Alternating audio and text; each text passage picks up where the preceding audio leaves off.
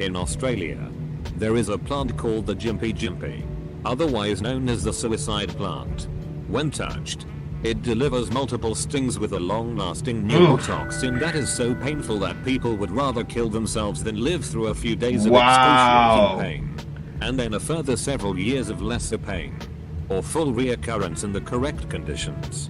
If the tiny hairs that deliver the stings are not removed, or are buried, the pain will continue for years. What? The pain, which has been described as feeling like being doused in hot acid and being electrocuted simultaneously, is so bad that people have been driven mad by it.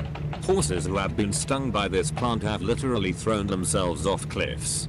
An ex-serviceman named Cyril Bromley is known to have fallen into one of the plants during World War II.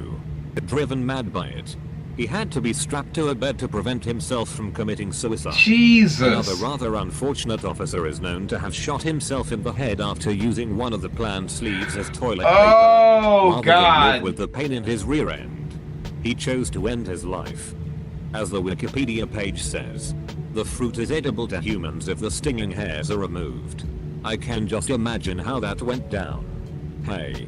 You know that plant that causes so much pain for the rest of your life that you want to die? I want to eat some of it.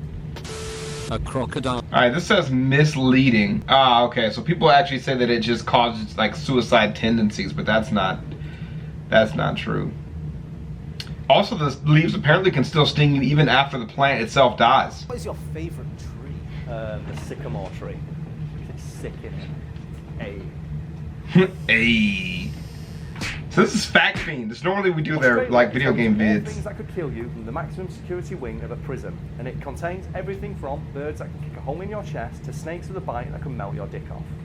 Snake biting a dick, man. Don't invoke that imagery. No, have you ever heard about those snakes? Like the snakes with bites in Australia that cause like almost instantaneous like necrosis of the flesh. So if they bit you on your dick would just melt and fall off. Yeah, that's what necrosis is. Okay, no problem. Right, what does it say next? Oh, for fuck's sake. Stupid screen going blank. I own you, you piece of technology. You're mine. You belong to me. Tell him, you piece of shit. You do what I tell you. You technological shitbag. One of the most dangerous things to call Australia its home is an unassuming looking tree with a stupid name. The Gimpy, aka the pain bush. Describe if any of us are ever in the We're here from the main channel. What the Gimpy looks like, so we can avoid No, the Gimpy. Give it its full name. Put some respect on that fucking tree's name, Brad. Holy fuck, man. Do not mess with the Gimpy. Actually, I don't think it's a tree. I think it's actually technically a bush, but it can grow to be a big bush. So I think, what would you call a big bush a tree? I don't know. Tree X. I'm gonna remember what the fuck these leaves look like. Fuck that. No, put a little fact bar below. Is it a tree or is it the big ass bush / shrub? There is a book in that in the bookshelf in the other room. Actually, it's a tree. The types of tree. Would you like me to get it for you? I'm alright, thank you. A tree encyclopedia. I'm kind of in the middle of recording something right now, but we'll do it after. Put it in the fact bar below, and then we'll move on, okay? The Gimpy, it's fairly nondescript looking, and from a distance you could easily mistake it for like, a lesser, shittier tree. However, the unassuming look of the Gimpy belies a terrifyingly effective defense mechanism. I love how when you're talking about a stinging bush, you just turn to fucking Edgar Allan Poe with your words. What? Yeah, that was pretty good. Lies upon the surface of this. I'm just reading it out how I wrote it. My words, just because I speak with this accent, don't mean I haven't done some university. I went to university, I did essays. He said just because I have this accent, don't mean I don't know shit. Bitch. Yeah, that's right, I said it. So what is the Gimpy's defense mechanism? Thousands upon thousands of tiny silica hairs that coat basically the entire plant that contain a horrifically potent neurotoxin.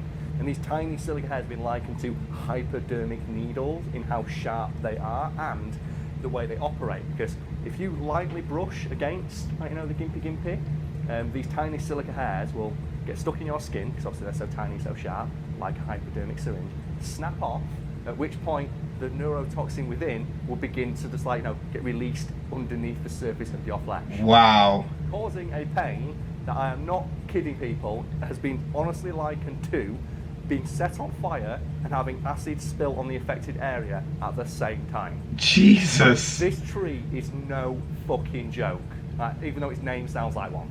And as if that wasn't bad enough, the pain can last for months, if not years.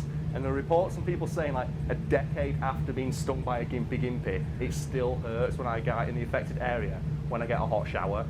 Because obviously they embed themselves under the skin, and it's really difficult to get them out because they're so fine and there's so fucking many of them.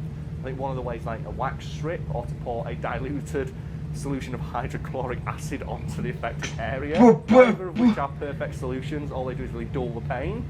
And like, if that wasn't bad enough as well, even if a Gimpy tree is dead, you can still that's what I just read. So like basically glass needles are still there with the toxin inside.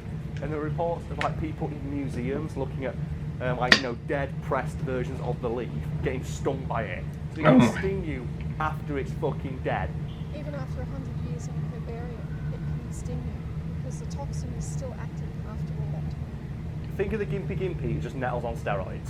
Yeah. That's the way to put it. For British people, nettles on steroids. There we go. Right. Right. I wouldn't eat. Right, nettles. Although I would not eat fucking, Gimpy soup.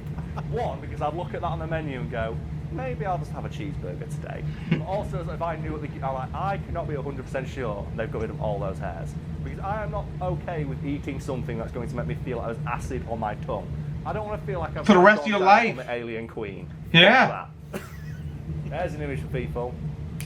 Didn't write that one. That's straight from the old noggin. That's horrible. Would Edgar Allan Poe come with that shit? I think not.